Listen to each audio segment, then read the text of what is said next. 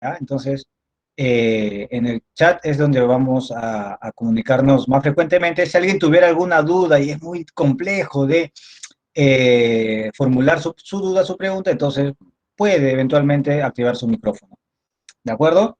Muy bien, entonces ahora sí voy a empezar a compartir la pantalla, sin más preámbulo, ¿no? Porque de todas maneras ustedes se estarán preguntando, bueno, ¿me confirma si se observa? Ya estoy compartiendo la pantalla. ¿Hace rato? ¿No? Ahí está, ahora sí. Muchas gracias, Stephanie y André. Genial, Saray. Entonces, eh, de todas maneras, ustedes se preguntarán, ¿no? Profe, si yo voy a ingeniería, yo estoy yendo a ciencias puras, profe, ¿qué hago yo aprendiendo de economía? Bueno, les comento, ¿no? Que los ingenieros están en realidad muy emparentados con el entorno económico, con el entorno normativo, incluso de derecho, se podría decir, presupuesto. Efectivamente, ustedes cuando sea blanco, ¿no? De ingenieros, van a tener personal a cargo. Y entonces necesariamente van a tener que saber cómo administrar los recursos. De hecho, toda la ingeniería y toda la ciencia aplicada se trata de optimizar. ¿Y quién mejor que la economía? Así les digo, es la ciencia que se dedica a optimizar. Por otra parte, los científicos, profe, yo no voy a ser ingeniero, yo voy a ser de matemática pura, física pura. Bueno, les comento que también, ¿no? Para bien o para mal, el hecho es un hecho que las ciencias puras se orientan en muy gran medida a la economía, ¿no? Hay matemáticos que hacen modelamientos económicos, sociales, etcétera. Hay físicos, ¿qué físicos, profe? Sí, sí, físicos, ¿no? Manejan bien la entropía, el desorden, entre comillas, que hay en la sociedad, ¿no? Entonces, todo eso se va buscando, ¿no? En la economía. Así que ustedes van a estar muy inmersos en este entorno. Muy bien, empecemos entonces, ¿no? Acá tenemos la lista de algunos subtemas que vamos a ver hoy día, ¿ok? Eh, tenemos la economía en general, ¿no? Esta es una semana introductoria y es un poquito densa. Vamos a ver varias cosas, ¿ya? Vamos a ver una vista panorámica y vamos a tratar de abarcar lo más posible. Entonces, entre eso está el concepto de economía, el origen de la palabra economía, los problemas económicos fundamentales, algunas definiciones de economía vamos a ver, el costo de oportunidad, la frontera de posibilidades de producción, y después vamos a pasar a así como ustedes tienen su física aristotélica, ¿no? Su física newtoniana o clásica, su física relativista o cuántica, entonces, de la misma forma en economía. Ah, sí, muy bien, muy bien. A ver, Merino, ¿qué pasó con Merino? Nada, ¿no? A ver, Anthony, nada, ¿no? A ver, estamos acá en economía. De hecho, vamos a tener de un momento, en los momentos adecuados, vamos a hacer determinados comentarios de repente respecto al acontecer económico, político, por ahí, porque la economía realmente está muy relacionada a la realidad, ¿no? Concreta. Entonces nos esperamos, si queremos comentar sobre Merino, Hernando de Soto, o lo que sea, vamos a esperar un poco a ver cuál es el tema adecuado, ¿ya? Vamos a ver el momento adecuado. Muy bien. Eh, entonces, en cuanto a la división de la economía, vamos a ver la diferencia entre economía positiva y economía normativa, ¿ok? Son dos cosas distintas, ¿no? Y ahora vamos a explicar, economía positiva no es economía optimista, o no es que hay una economía positiva y otra negativa. Vamos a ver a qué nos referimos, ¿no? Vamos a ver algunos problemas económicos fundamentales y algunos sistemas económicos, ¿ya? Y los 10 principios de la economía. Muy bien, empezamos entonces, ¿no? ¿Por qué estudiamos economía? Qué aburrido, profe, no, yo no quiero saber nada de economía, no entiendo muy bien. Al igual que ustedes, yo también no entendía muy bien al inicio, ¿no? De hecho, yo he estudiado, al igual que ustedes aspiran, estudiar en la Universidad Nacional de Ingeniería, ¿no? Entonces, en realidad hay mucho dominio matemático, hay mucho modelamiento abstracto acá. Sin embargo, la economía también es importante porque es parte de nuestra vida diaria, conocer sus conceptos y leyes que serán de ayuda, ¿no? Para nuestro mejor desarrollo personal y también colectivo, ¿no? Además de lo que nos permite el entendimiento y la transformación de nuestro entorno, como ya vamos a ver, ¿no? En conjunción también con los ingenieros, obviamente, ¿no? Ingenieros y científicos. Sin la tecnología, la economía no progresaría en la medida en que lo ha logrado. Entonces, en economía estrictamente lo que vemos son temas, fenómenos como la inflación, pobreza, el comercio, el intercambio en general, la salud, ¿no? Educación, finanzas. Muy bien. Vamos a ver entonces ahora sí, ¿de dónde viene la palabra economía, el término economía? ¿Qué es la economía, no? Vamos a ver una raíz un poco etimológica, ¿no?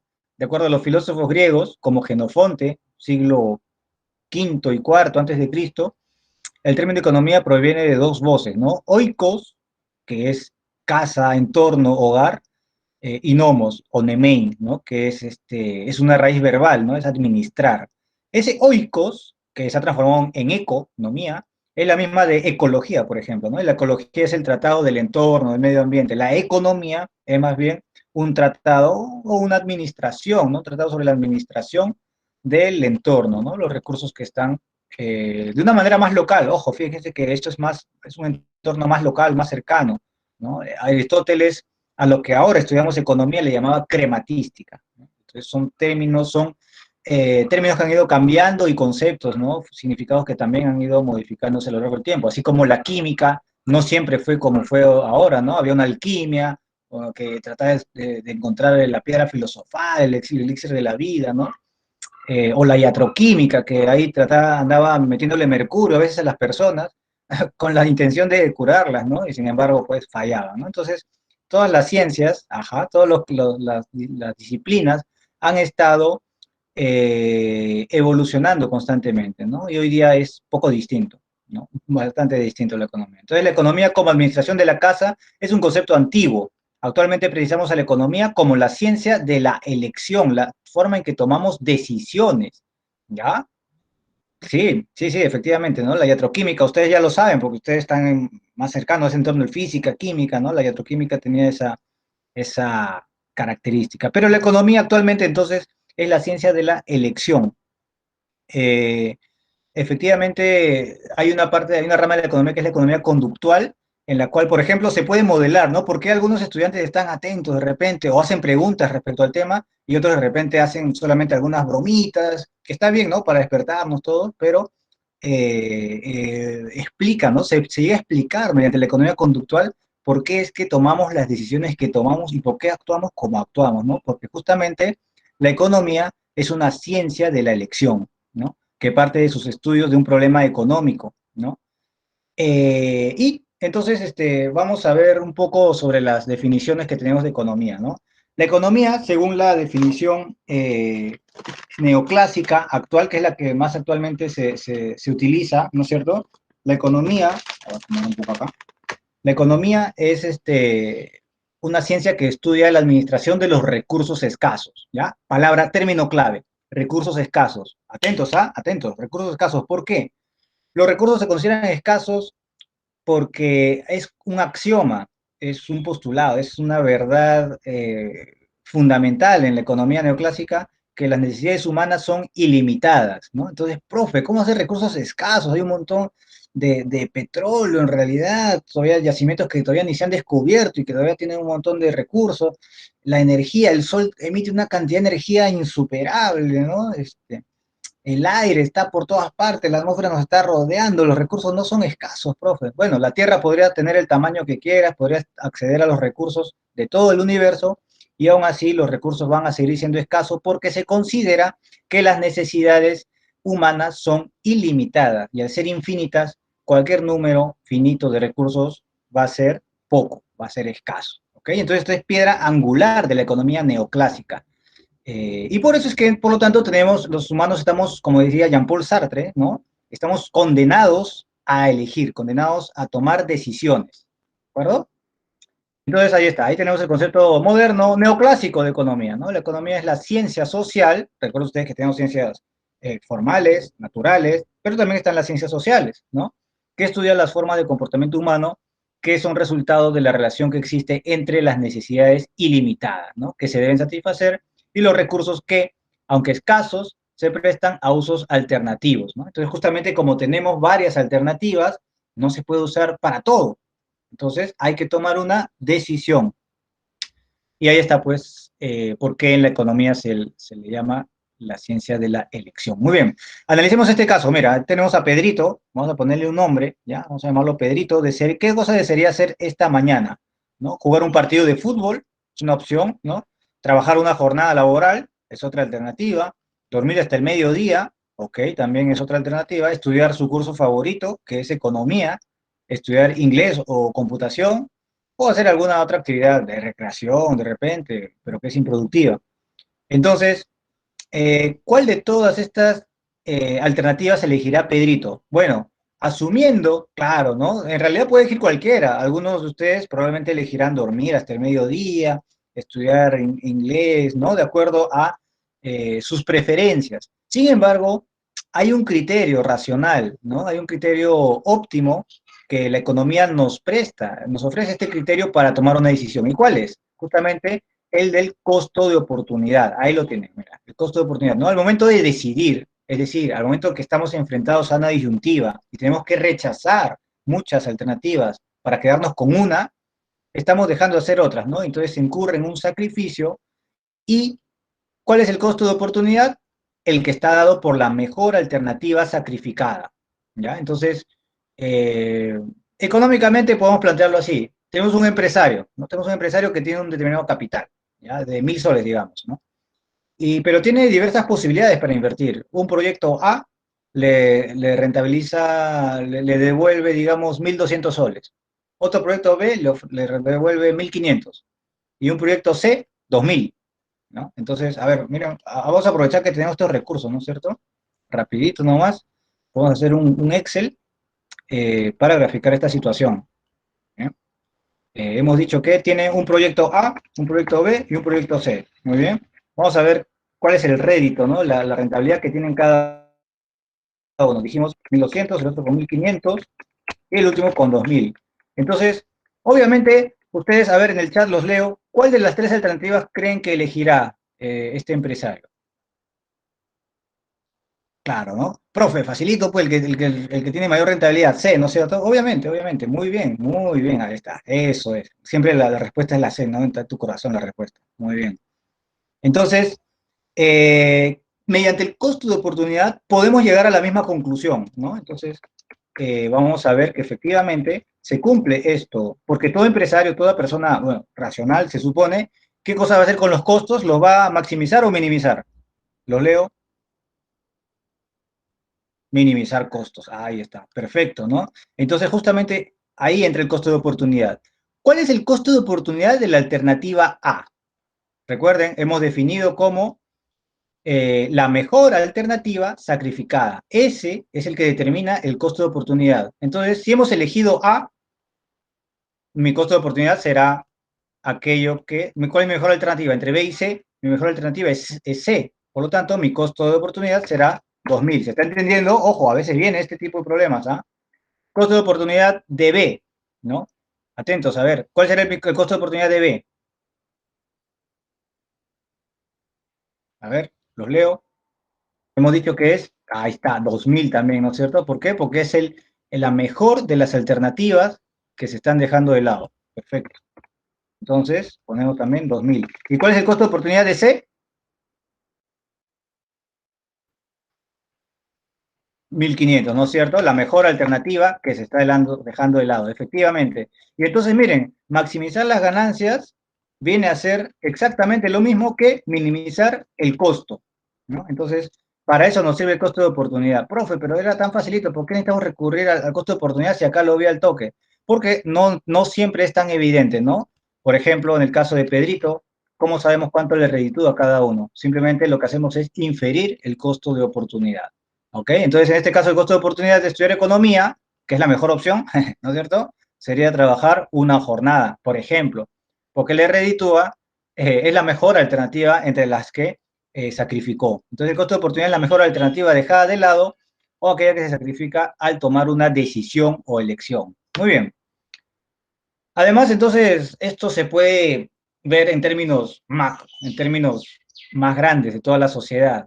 ¿Cómo así, profe? O sea, hemos visto que Pedrito va a tomar una elección, va a tomar una decisión. ¿Cómo así se va a dar en sistemas más complejos como las sociedades? Sí, también se ve, miren, el costo de oportunidad puede emplearse como una cantidad, un valor o una tasa de sacrificio.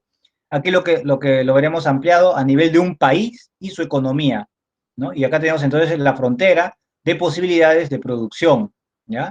La frontera de posibilidades de producción es un modelo que nos permite ver de manera gráfica, con algunos supuestos, cuáles son nuestras alternativas y cuál es nuestra decisión óptima, ¿no? Uno de los supuestos es que es una economía que solamente produce dos bienes, ¿no? Acá tenemos, por ejemplo, automóviles y computadoras, ¿no? Entonces, la frontera justamente es esta línea, ¿no? Esta línea de acá representa la frontera y cualquier punto que esté en el interior, ¿no? En el interior de la región determinada por los ejes, vertical, horizontal y por la curva de la frontera de posibilidades de producción, va a ser un punto posible, ¿no? Por ejemplo, acá este punto H tenemos que se va a producir 350 computadoras y 150 automóviles, ¿no? Pero ¿cuál es el tema con eso? ¿Por qué es que nadie elegiría esa opción?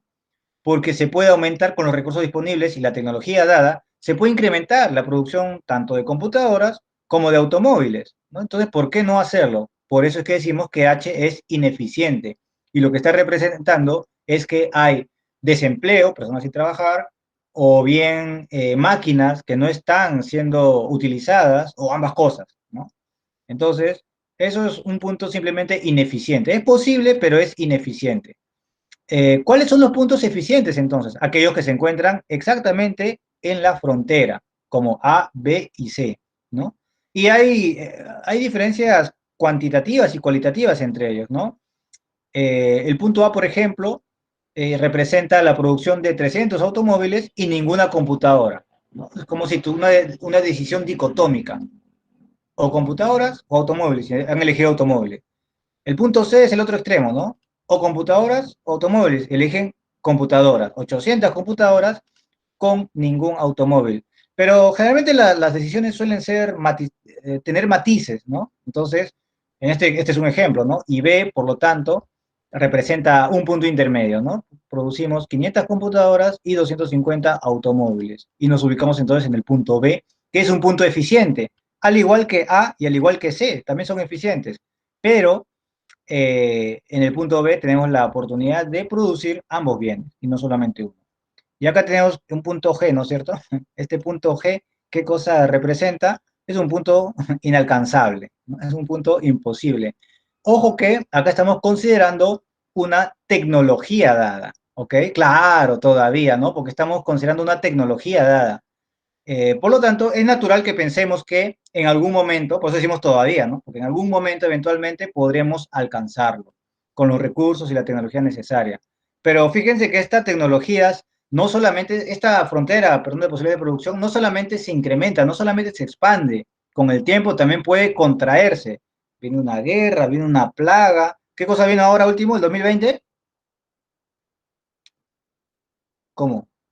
Por gusto estamos dando clases virtuales, cuarentena, la pandemia, pues, ¿no es cierto? Claro, y hasta ahorita todavía seguimos, ¿no? Entonces, esa frontera, pues ya no se puede expandir, se ha contraído, la producción no puede, A, B y C se han vuelto inalcanzables en este contexto, ¿no? De repente solamente llegamos hasta H, ¿no? Entonces es una forma, pues, de ver un terremoto, un desastre natural, etcétera, son factores que pueden contraer a la curva de la frontera de posibilidades de producción. Y por eso, ¿no? Entonces ella es el límite entre las combinaciones de bienes y servicios que pueden producirse y las que no, dados los recursos y la tecnología de un determinado momento, ¿no? Este es un punto que no se puede alcanzar, por ejemplo. Este es uno que sí. Muy bien. Vamos ahora a ver qué fue nota la pandemia. Así es, sí, ¿no? Vamos a ver cómo se divide la economía, ¿no? Así como les mencionaba al inicio, ¿no? La física ustedes tienen su física de partículas, campos electromagnéticos, ¿no? Física cuántica de campos, física relativista, o de manera histórica, ¿no? La clásica, newtoniana, o más aún la aristotélica, ¿no? Entonces, en economía también tenemos toda una serie de escuelas que lo vamos a ver en la próxima semana, pero podríamos englobar todas esas escuelas económicas están más que nada en esta parte, ¿no? En la teoría económica. Pero hay todavía una división mayor, una jerarquía mayor para esta división, que es entre la economía positiva y la economía normativa, ¿no? Entonces, claro, la economía es una ciencia social y tiene un carácter de estudio muy amplio en realidad, ¿no? Y entonces, además que es una ciencia social, eso implica que va a haber determinados juicios de valor que van a estar ahí, ¿no? Presentes, sesgando a veces la información, por eso es que siempre se escucha, ¿no? Por ejemplo, no, voy a votar por tal candidato o candidata porque va a implantar una economía similar a los soviéticos, ¿no? Y viene alguien y le dice, no, pero no, el muro de Berlín cayó y también con eso la Unión Soviética y su economía no sirve, ¿no? Y de ahí te replica, ¿no? No, pero es que ese no era el comunismo verdadero, ¿no? Entonces se arma todo un debate gigante. ¿Por qué? Porque estamos ya introduciendo aspectos de juicios de valor, aspectos normativos, cómo debería ser la economía. Acá hay aspectos, pues, religiosos, éticos, políticos, intereses particulares, etcétera. Como se ve, pues, ¿no? En todos los candidatos siempre no hay ninguno que esté libre de esto, todos los sesgan hacia algún lado, la cuestión teórica, técnica o científica, que más bien está a este lado, ¿no? La economía positiva es la que estudia la realidad como es, ¿no? ¿Y por qué se llama positiva, profe? Es optimista. No, no, no, acá no hay nada de juicios de valor. Acá se llama economía positiva porque, recuerden, pregúntenle si quiere a su profe de filosofía que les explique un poquito, de hecho lo van a hacer, sobre el teoría del conocimiento, ¿no? ¿no? Entonces, época del siglo XIX es que nos estábamos desprendiendo, en Europa más que nada, se estaban desprendiendo de estas monarquías absolutistas, guerras napoleónicas, revoluciones entre las que se llamaban proletarias, burguesas, otra vez Napoleón, otra vez imperios. Entonces, en el ámbito de la ciencia, en el ámbito académico, lo que se buscaba era tratar de quitar todo sesgo posible, ¿no? Entonces, por eso se dice que la economía positiva estudia lo que es, ¿no? Y en ese sentido, en esa misma ramificación de la economía, tenemos la economía descriptiva, que se encarga de recolectar datos, y por otra parte la teoría económica, ¿no? Que en base a esos datos va a estructurar una argumentación, una explicación, ¿no? Esta es una parte descriptiva, esta es una parte explicativa, teorías, modelos, leyes. ¿Quién se encarga de la economía descriptiva? El INEI, por ejemplo, ¿no? El Instituto Nacional de Estadística. Eh, entonces, la economía descriptiva se encarga de recolectar datos, organizarlos, sistematizarlos y finalmente presentarlos en tablas, gráficos, series de tiempo, etcétera, ¿no? De manera que podemos tener el INEI, por ejemplo, puede elaborar algo como esto, ¿no? Tenemos acá el eje vertical, tenemos el eje horizontal y va haciendo alguna correlación, por ejemplo, entre variables, ¿no? Vamos a poner, por ejemplo, uh, vamos a poner, por ejemplo, PBI. El PBI vamos a poner por acá y los impuestos, ¿no? Por acá los impuestos, T de tributos, ok. Muy bien, entonces, eh, por ejemplo, observan los economistas que se forma una curva algo así, ¿no? Y se llama curva de Laffer, por ejemplo, ¿no? Y se determina que hay un punto óptimo para los impuestos. Pero, ojo, acá ya me estoy metiendo en cuestiones explicativas. No puedo decir por qué tiene esta forma la relación entre el PBI y los impuestos. ¿Por qué? Porque el INEI solamente se encarga de presentarlos, mostrarlos. ¿Quién se va a encargar de explicarlos, de ver si esta relación, hay una relación directa, una relación inversa? ¿Por qué? Eso va a ser la teoría económica, ¿de acuerdo? ¿Todavía estamos acá? Sí, todavía estamos acá. Entonces el BCR efectivamente también hace recolección de datos, eso es cierto, pero el BCR también ya está metido también en la teoría económica. El BCR sí tiene una agencia muy, muy fuerte y de hecho hasta incluso no solo se queda con teoría económica, con economía descriptiva, sino que ahí está al mando de la política monetaria, como ya lo voy a explicar, ¿no? Entonces, ¿en base a qué se toman decisiones? ¿En base a qué toman decisiones políticas? En base a la teoría económica, que se divide en microeconomía y macroeconomía, ¿no? ¿Qué es la microeconomía? Es la parte de la economía que estudia los agentes individuales. Por ejemplo, nosotros, ¿no? Cuando vamos al mercado, qué cosa compramos, qué cosa no. Eh, entonces, estamos estudiando el comportamiento del consumidor, Pero no solamente eso, también de la familia o de la empresa, ¿no? La empresa también toma decisiones de qué cosa producir, cuánto o qué combinación de productos, porque las empresas generalmente tienen más de un producto, ¿no? Pensemos en Faber-Castell, por ejemplo, tiene lápices, lapiceros, plumones, etcétera, ¿no? Entonces, ¿cómo decide cuánto de qué producto producir? ¿Lanzará sus moneditas y administrará de esa forma sus recursos? No, ¿no? Constantemente se está viendo causalidades, teorías, leyes para maximizar, ¿no? Estructura sus acciones en función de maximizar sus beneficios. Entonces, eso es lo que estudia la microeconomía. A ver, Saray tiene una pregunta. Dice, profesor, ¿las empresas no podrían ser agentes económicos? ¿Cuál es la diferencia entre agentes y agregados? Ah, ok, interesante. De hecho, sí. Nosotros como individuos, consumidores, las familias, son agentes económicos. Las empresas también lo son agentes económicos, toman decisiones, ¿no? Entonces, sí son efectivamente agentes económicos. Acá está en la microeconomía, estudia los agentes económicos individuales. O a lo mucho, a un sector, podemos hablar en microeconomía del sector computadoras, sector automóviles, sector minería, ¿no? Entonces mucho pues la microeconomía se va a enfocar en un solo sector. En cambio, la macroeconomía va a estudiar efectivamente los agregados económicos. ¿Qué cosas son los agregados económicos? Ya, los agregados no son personas, no son tomadores de decisiones como los agentes. Los agentes son personas naturales, personas jurídicas, las empresas, el Estado también. La macroeconomía no es un agregado, los agentes no son agregados económicos. Los agregados económicos son números, son cantidades, medidores que nos muestran cómo va la economía en su conjunto. Por eso se llama macroeconomía, ¿no? Ya no nos centramos en un determinado individuo, empresa o sector, sino que vemos todo. Una variable microeconómica, por ejemplo, es el precio o la variación del precio de un producto en un mercado. Pero una variable macroeconómica es el nivel general de los precios, cuya variación es el PBI, ¿no? Otra variable macroeconómica, el PBI, ¿no? A ver, la variación del nivel general de los precios es inflación, dije PBI, ¿no? Inflación.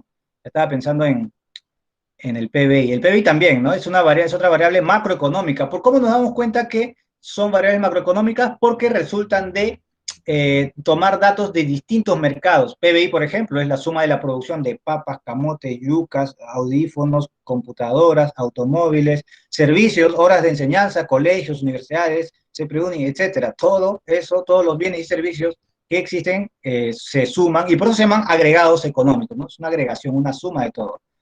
La variación del dólar es una variable monetaria, ¿no? Ya vamos a ver, hay economía monetaria también hay, ¿no? Hay una parte de la economía que se llama economía monetaria, que ahorita, ajá, que ahorita estamos, solamente de manera sencilla, estamos repartiendo en microeconomía y macroeconomía. Y el dólar, pues, va a tener ciertas implicancias, ¿no? Para los agentes económicos individuales y también a la economía en general, ¿no? Entonces, es transversal, ¿no? La variación del dólar, el tipo de cambio, es transversal. Más se estudia en esta parte, en realidad. ¿Sí? Tiene implicancias en las importaciones, exportaciones. Muy bien.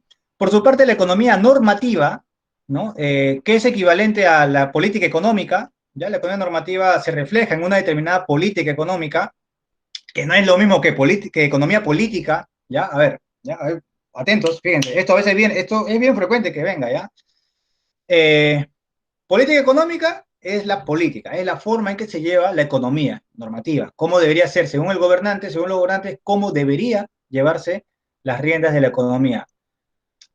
Al contrario, economía política es otro término que podemos llamarlo, podemos decir que es un sinónimo de economía a secas, de la ciencia económica.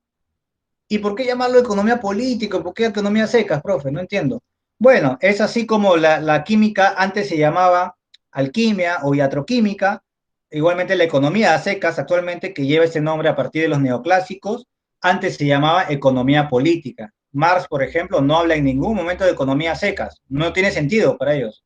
Ellos hablan de economía política. Lo mismo con los clásicos, Adam Smith, y si vamos más allá, los mercantilistas, efectivamente, ahí con los mercantilistas, como vamos a ver la próxima semana, ellos fueron los que acuñaron el término economía política, pero es el estudio de la economía como una teoría, o en todo caso como la parte positiva. Ojo, ¿ya? Por acá está la economía política y por acá está la política económica, ¿de acuerdo? Entonces, ahora sí, la política económica como toma de decisiones del gobierno se divide en política fiscal y política monetaria, ¿ya? La política fiscal es aquella que está determinada por el MEF, ¿no? El Ministerio de Economía y Finanzas. Ahí está Waldo Mendoza.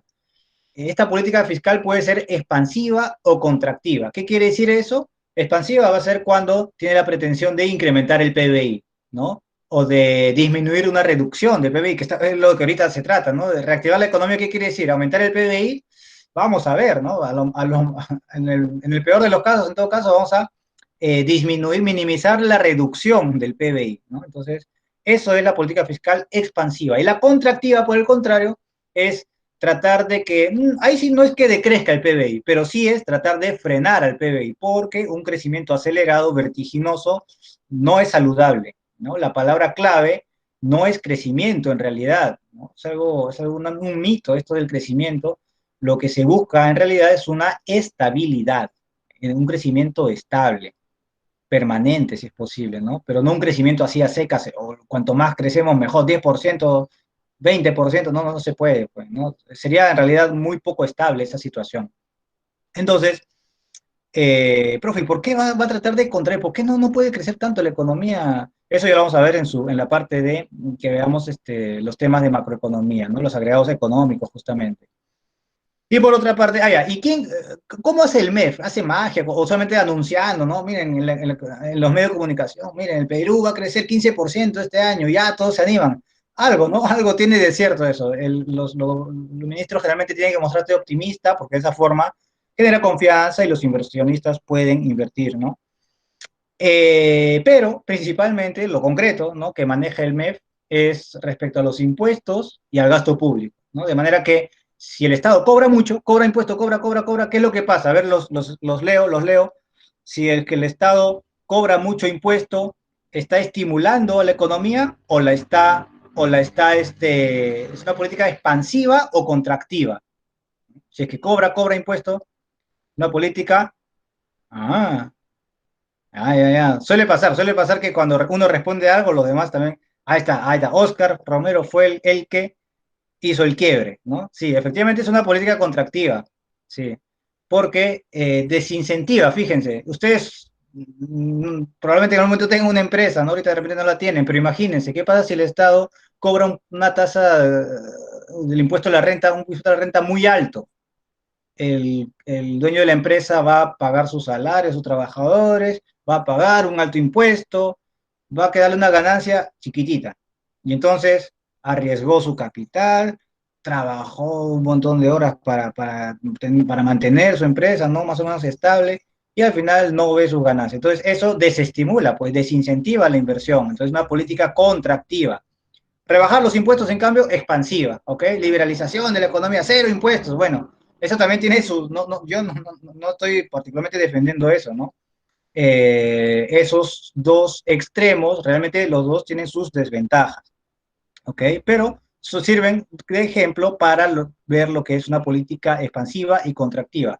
Y lo mismo con el gasto público, ¿no? El gasto público, cuando el Estado no gasta, no tenemos salud, no tenemos educación, entonces no hay nada, no sé, todo el dinero de las personas, de los privados, se van en qué, en eso, en educación, en salud, y no pueden activar otros sectores.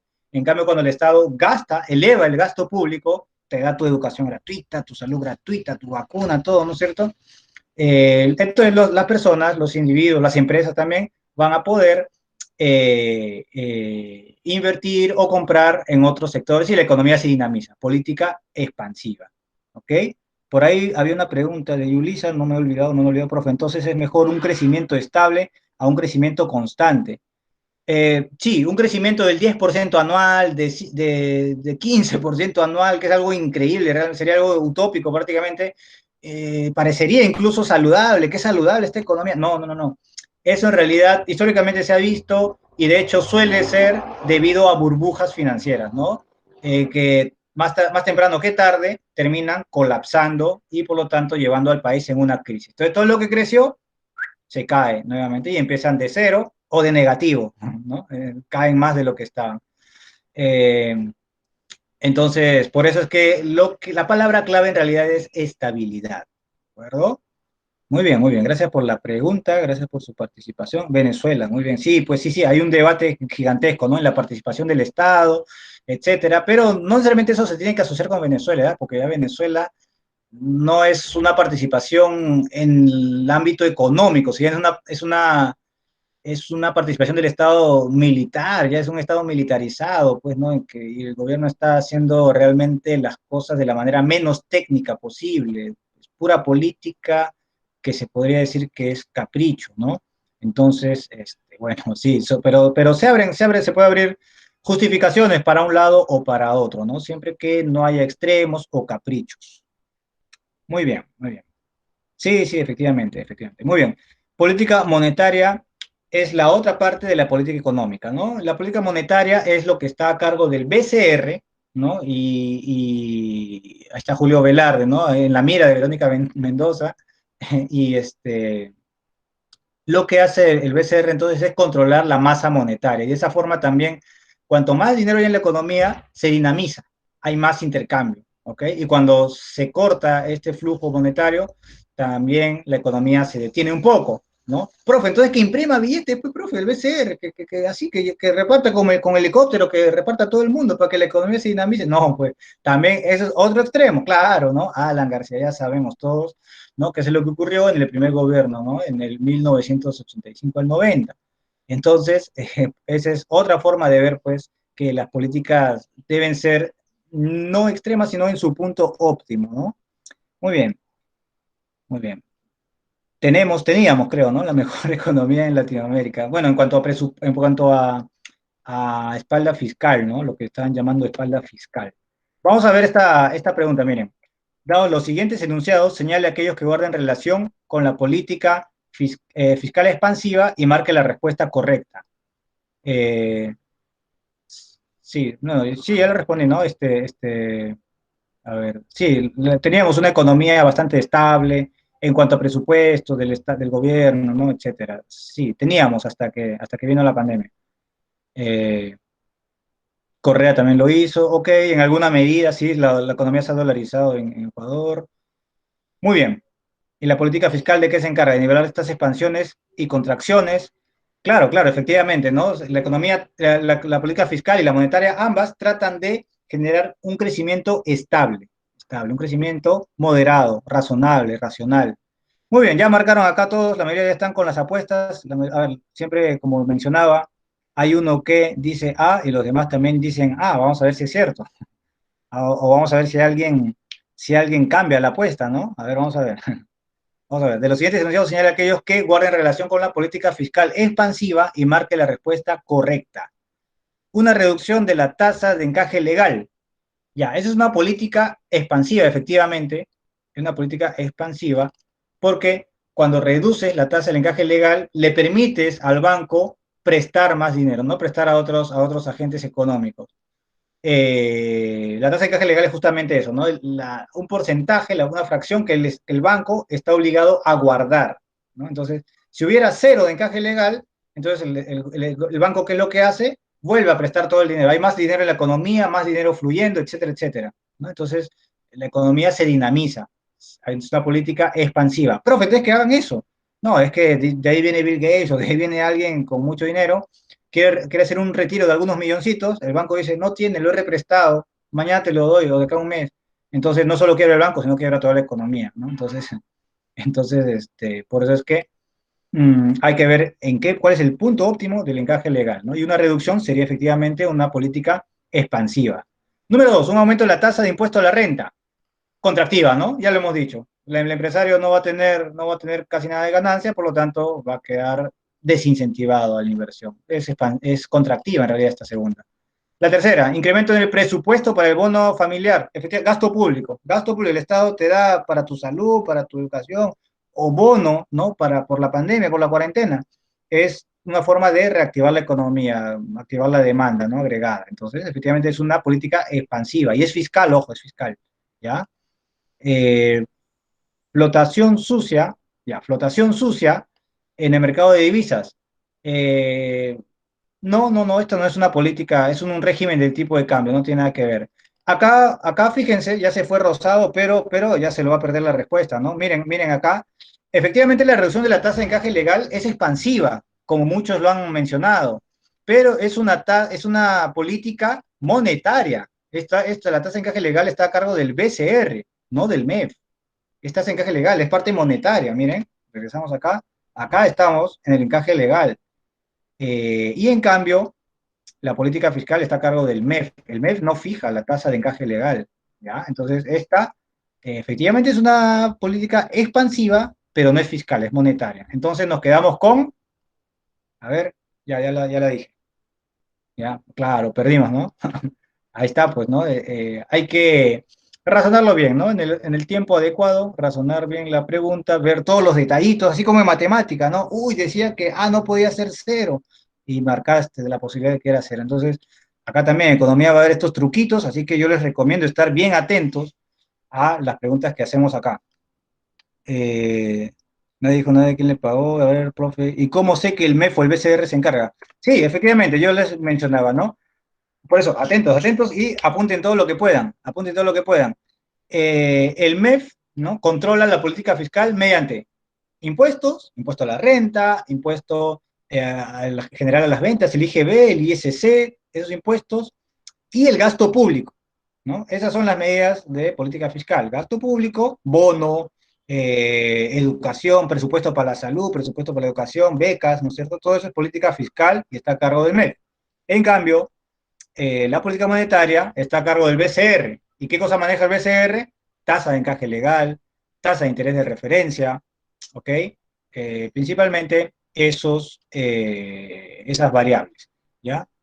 Muy bien, vamos entonces, era la letra B, recuerden, Marco. ¿Cuáles son las grandes preguntas en la economía? Sí, en economía tenemos algunas preguntas fundamentales, ¿no? Que responder y que explícita o implícitamente todos estamos respondiendo a cada paso, a cada año, a cada mes, a cada minuto, ¿no? Todos estamos siguiendo alguna pauta. ¿Y cuáles son esas preguntas? Vamos a ver. ¿Qué producir? Por ejemplo, ¿no? Es la pregunta más básica, más fundamental, ¿no? Porque si no hay que producir, no hay nada. Y nos damos cuenta, pues, que por qué cambia, ¿no? Esta producción, por qué de un momento a otro la minería empieza a reducirse o a crecer, ¿no? La producción de elementos minerales, todo eso responde a qué? A decisiones entre lo que el Estado incentiva, desincentiva, entre lo que los empresarios, los privados ven como más rentable o menos rentable. El resultado de toda esa interacción, ¿no? Va a resultar en esa decisión conjunta de qué producir, ¿no? Entonces, ¿por qué se produce alimentos? Porque es rentable. Las empresas, o bueno, los agricultores, mal que bien, por ejemplo, van a producir alimentos, ¿no? Porque de alguna forma algo de riqueza se logra generar. Vestimenta, lo mismo, viviendas, etcétera. ¿Se podrá producir algo que no es rentable? Sí se puede, y si es necesario, lo hace el Estado, ¿no? Por ejemplo. Entonces, por eso es que digo, ¿no? Hay una interacción ahí entre lo que es rentable, va a ser producido por los privados, y lo que no es rentable y es necesario, también va a ser producido, se supone, por el Estado. ¿Perdón? Servicios, ahí está, educación, salud, transporte, etcétera. Muy bien. Luego tenemos la pregunta de cómo producir, ¿no? Tenemos diversas tecnologías. Un país intensivo en mano de obra, pues tendrá determinada tecnología, determinado método para producir, ¿no? Los recursos naturales también cuentan mucho. Por ejemplo, Arabia Saudita, que no tiene un solo río en su territorio, no puede decir, vamos a decidir exportar agua, o incluso ya producir agua para nosotros, ni para ellos mismos van a poder, porque no hay ningún río, ¿no? Entonces, lo que van a tener que hacer es importar, caballero. Pero sí, por ejemplo, la naturaleza les permite producir petróleo, cualquier cantidad, ¿no es cierto? Entonces, muy bien, eso, la dotación de recursos, la dotación de trabajo, de capital, el factor empresa también van a ser importantes para las decisiones de qué producir y de cómo producir. ¿Importan agua? Bueno, sí, ¿no? Necesitan necesariamente, ¿no? Van a importar porque, como les digo, ¿no? Si ustedes se fijan, tienen ahí algunas fuentes de agua que parecen ríos. No recuerdo el nombre exacto, ya en geografía ustedes lo aprenderán mejor, ¿no? Es como un río que se queda a medio camino, no llega al mar, no tiene caudal, no tiene agua suficiente. Muy bien. Entonces, los bienes y servicios se producen utilizando factores productivos. Ok, claro. Por ejemplo, también en la minería, acá podemos ver algunos ejemplos. purificación de los minerales, mediante qué métodos, métodos tradicionales, contaminantes o no tradicionales, menos contaminantes, la producción de la energía eléctrica, por qué utilizamos centrales hidroeléctricas y también existen centrales térmicas, centrales de petróleo, centrales nucleares, ¿por qué en Perú no tenemos reactores nucleares, por ejemplo, para producir energía eléctrica? Ya, todo eso responde a qué? Recursos, responde a una cuestión de costos en cuanto a contaminación, costos de inversión, etcétera, etcétera, ¿no? Entonces, ahí estamos siempre decidiendo cómo producir la energía eléctrica, por ejemplo. Y finalmente, tenemos la pregunta de para quién producir, ¿no? Entonces, una vez que se ha realizado la producción, hay que hacer la decisión más difícil, ¿no? Es la más difícil, a pesar de que ya está todo listito, ¿no? La riqueza ya está producida, es la más difícil, ¿por qué? Porque acá todo el mundo se saca los ojos. Es como lo de la vacuna, ¿no? La vacuna, el vacunagate, ¿no? Ha habido personas que se han vacunado irregularmente. Como sea, quieren acceder a un recurso escaso. Y ahí está la cuestión, ¿no? Nosotros hemos dicho que los recursos son escasos y por lo tanto la sociedad se supone que establece un orden para que las personas puedan acceder, las personas y las empresas también puedan acceder a esta riqueza, a esta producción, ¿no? Entonces, acá pues está su debate preferido, ¿no? De ustedes también y de los candidatos y de todos. Es un debate muy interesante en realidad. Si el Estado debería intervenir en los mercados, poner precios máximos, poner precios mínimos, poner impuestos a las ganancias, etcétera, etcétera, ¿no? Todas esas políticas, todo eso, profe, yo quiero un estalinismo, yo quiero un nazismo, un fascismo, yo quiero un libre mercado, todo eso va a estar como respuesta a esta pregunta. ¿Y qué cosa es lo que se da en la práctica? Bueno, de manera generalizada en la práctica es el mercado el que ha cobrado una gran importancia, ¿no? De manera que cada agente cobra en función de cuál es el factor productivo que posee, ¿no? El propietario del factor naturaleza cobrará una renta, el factor del factor trabajo cobrará salarios, el dueño del factor capital cobrará intereses, el dueño del factor empresa cobrará ganancias, y el Estado también, ¿no? Como vamos a verlo en la semana 4 de factores productivos, vamos a ver que el Estado también es un factor, y lo que cobra, ¿qué cosa es? ¿Qué cosa, a ver, ¿qué cosa cobra el Estado? A ver, eso suele venir, ¿ah? Y les voy adelantando. ¿Cómo se llama lo que cobra el Estado? Los leo. Ya. Es lo primero que viene a la mente, ¿no? Impuesto. Sin embargo, el impuesto es una parte de lo que cobra todo el Estado. Impuesto a la renta, IGB, ISC, etcétera. Sí, sí, sí. Todo eso son impuestos. Pero, en general, ya lo dijo Anthony, son tributos, ¿no? El impuesto es un tipo de tributos. Tenemos la alcabala, tenemos diversos arbitrios, contribuciones, las tasas que pagamos, tasa se le llama con ese, ¿no? A lo que pagamos para hacer, por ejemplo, una denuncia en la comisaría, para sacar tu renovación del DNI o tu DNI nuevo, ¿no? En su caso de ustedes, ¿no? Su DNI nuevo, eh, etcétera, etcétera, ¿no? La cabala. Son diversos, entre impuestos y contribuciones, tasas que cobra el Estado, ¿no? Ya lo vamos a ver en la semana 11, está, si no me equivoco, esta parte, y en el 4 también, en factores productivos ya no falta mucho, en la semana 4 vamos a ver esa parte de cómo se distribuyen la riqueza, ¿no? Los factores productivos. Muy bien. Efectivamente, ¿no? Acá es donde esa pregunta de para quién producir, tenemos diversas posibilidades, ¿no? Economía de libre mercado, economía de planificación central, economía social de mercado o economía social de mercado o mixta, ¿no? De hecho, ninguna economía es así tal cual de libre mercado, ¿no? Y tampoco una economía de planificación central absolutamente, ¿no? Son en realidad utopías o distopías, como quieran verlo, pero que no se cumplen de manera pura. Siempre es una ligera mixtura de ambos, y en ese tire y jale están pues todas las sociedades en general. ¿Ya? En la economía de libre mercado, ¿qué es lo que propone? Propiedad privada de los medios de producción, libre concurrencia, libre movilidad de factores, mecanismo de precios, ¿no? El mercado, oferta, demanda, ¿no? Eh, pero ya vamos a ver que en realidad ni en Estados Unidos se cumple eso, porque hay un, hay un mercado de un factor productivo, ¿no? En el que siempre hay un precio mínimo.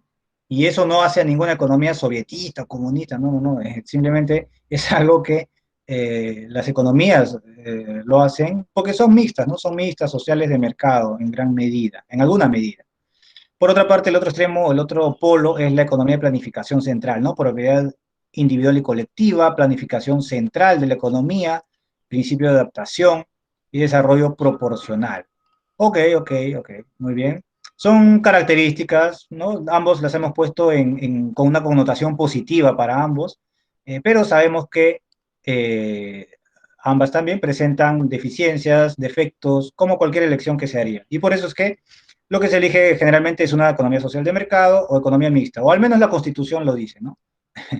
Que propone qué cosa, propiedad privada sobre los medios de producción, libertad económica con justicia social, participación del Estado. Muy bien, son palabras que eh, suenan bien y efectivamente se pueden cumplir, ¿no? Se pueden llevar a cabo siempre que haya los adecuados incentivos. Muy bien, vamos a ir cerrando un poquito porque ya los 10 principios de la economía ya pueden tomar un poquito más de tiempo y si hubiera cualquier duda adicional, el impuesto al cigarro, el ISC, ¿no? El impuesto selectivo al consumo. Es el impuesto selectivo que se cobra no solo en el cigarro, sino también en la cerveza, ¿no? Que ahorita ya están quebrados prácticamente los negocios de licores, porque son bienes innecesarios realmente, ¿no?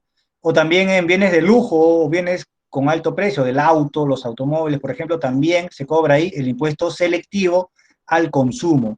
Igual compran, sí, efectivamente, efectivamente, o sea, justamente eso se estudia en la economía, ¿no? No solamente se estudia la parte normativa en el sentido legal, sino que también se modela, ¿no? Ciertos mercados negros que se pueden formar, ciertos mercados que están por detrás de la ley, porque, como les mencionaba al inicio, la economía conductual modela las decisiones que toman los individuos y las decisiones que toman los individuos no solamente están en función de las leyes, porque también hay personas que calculando, ¿no? Racionalmente deciden infringir las normas. Entonces, eso también se modela y justamente se modela no para mejorar esa situación, sino para reducir, ¿no? Reducir o bien se reduce el margen de la ilegalidad mediante una fiscalización más fuerte, o bien la normativa se puede flexibilizar, ¿no? También es una política adecuada dependiendo de la evaluación que se haga, ¿ok? Muy bien, a ver, igual solo es un dueño, vamos a buscar preguntas adicionales. Recuerden entrar a su aula del Moodle, ahí nosotros hacemos un esfuerzo para hacer algunas preguntitas sencillas como para que repasen, también resuelvan su cuestionario, su autoevaluación, de las cuales las claves se las voy a dar la próxima semana, ¿ya? Para que ustedes estén repasando constantemente. Esa es la idea, que ustedes constantemente estén refrescando estos temas. Les adelanto, son varios temas en economía y entonces es saludable que vayan repasando, cuando estemos en la semana 8, por ejemplo, repasen la 1, va a venir en su primera práctica calificada, en su práctica calificada, va a venir los primeros temas también, entonces refresquen siempre, entren a su aula, respondan las preguntas ahí del cuestionario y cualquier pregunta que tengan la podemos responder acá, ¿no? Ya sea ahora, aunque ya queda poquito tiempo, muy bien, profe, en la economía mixta, o la siguiente semana también. Profe, ¿puede explicar un poco más de lo que es y lo que debería ser? Sí, muy bien, sí, no hay problema. La economía positiva estudia lo que es, así como en física, ¿no? En física difícilmente alguien diría, a menos que fuera la Santa Inquisición, que la Tierra no es el centro bueno, del sistema solar en todo caso, ¿no es cierto? Difícilmente alguien diría que su fórmula de que la distancia recorrida es igual a la velocidad inicial por tiempo más aceleración por tiempo al cuadrado, entre dos, ¿no? Difícilmente diría que eso no se cumple. ¿Por qué? Porque es algo objetivo, es lo que es, ¿no? ¿No? No es una ciencia social, pero en las ciencias sociales, como la economía, se mezclan estos sesgos que todos los tenemos, ¿no? De alguna forma ideológicos, religiosos, éticos, morales, y entonces hay que separar lo que es la economía positiva, cómo actúan los individuos, cómo actúan las empresas, cómo actúa el Estado, los funcionarios públicos también, ¿no es cierto? Y otra cosa es cómo deberían actuar los individuos, las empresas, el Estado, etcétera, ¿no? Entonces, ambas partes de la economía sirven. ¿Por qué? Porque nos permiten formar adecuadas normas, pero no se pueden combinar porque necesitamos tener una descripción objetiva de la realidad para formular ahí sí ya un debate muy extenso, muy abierto, filosófico, que sin un final rápido, directo, pero que permita tomar decisiones adecuadas al Estado. Profe, la economía mixta se refiere a la mayoría de empresas a, a que la mayoría de empresas sea del sector privado. No, de hecho, a ver, ya, sí puede entenderse eso como una implicancia, pero en una economía de libre mercado también se daría algo similar, ¿no? Pero la economía mixta no solamente no se acaba en eso, sino que también la economía mixta propone que el Estado debe permitir que las empresas produzcan, rentabilicen, pero a la vez el Estado hacer un papel de Robin Hood legal, ¿no? Un agente que cobre un determinado impuestos para que los pueda devolver a modo de gasto público, ¿no? Porque si en el feudalismo, ¿no? La función del Estado, el rey, era representar a Dios y por lo tanto todos eran hijos y súbditos del rey y se hacía la voluntad del rey, actualmente el Estado moderno tiene otra concepción, ¿no? Que es elevar el bienestar de los ciudadanos. Entonces, en ese sentido, la desigualdad causa malestar. Y entonces el Estado lo que hace es cobrar impuestos, de alguna forma se supone que debe buscar una situación más equitativa, que incremente el bienestar. ¿Sí? Muy bien. Entonces, esa participación del Estado es lo que está en tela de juicio cuando se debate entre economía liberal, de libre mercado, o economía planificada, ¿no? Son dos extremos en los cuales el Estado está ahí, pues, en un tira y jale. ¿Ok? ¿Terraplanistas? No, no sé a qué viene eso. Muy bien, Profesor, jóvenes. Espero que haya sido. Sí. profesor, sobre la pregunta que le hice, básicamente la economía positiva estudiaría la economía como es en realidad, con todos sus errores y todo lo que existe ahora. Y la economía normativa sería la economía soñada, como quisiéramos que fuera. Interesante. Eh, Lo has dicho bastante bien. Sí, es eso. efectivamente, ¿no? Efectivamente, la economía descriptiva, positiva en general, la descriptiva y la teoría económica, lo que hacen es ver cómo actuamos, actúan los individuos, las empresas, cuando se cruzan, cuando hacen que el semáforo, cuando cruzan el semáforo en rojo, cuando respetan las normas, cuando no, simplemente cómo toman decisiones en función de las circunstancias. Y la normativa es efectivamente aquella que, por ejemplo, promulga López Aliaga, ¿no? Con un discurso religioso, o la que promulga Verónica Mendoza con un discurso, digamos, progresista o izquierdista, ¿no? Entonces, cada uno con sus propios sesgos, consideraciones éticas, políticas, ideológicas, va a proponer, pues, como dijiste tú, una economía, una sociedad ideal, soñada, etcétera, ¿no? Efectivamente, porque ahí están justamente los juicios de valor. Muy bien, lo has dicho bastante bien. Muy bien, entonces, con esto ya nos vamos despidiendo. Gracias por su atención, muchas gracias a ustedes por sus preguntas, su participación y estudien mucho. Nos vemos, jóvenes. Nos vemos, profe. Hasta luego, hasta luego. Chao, profe. Muy bien, nos vemos, nos vemos. Chao, chao, chao. Chao, profe, chao. Gracias, profe.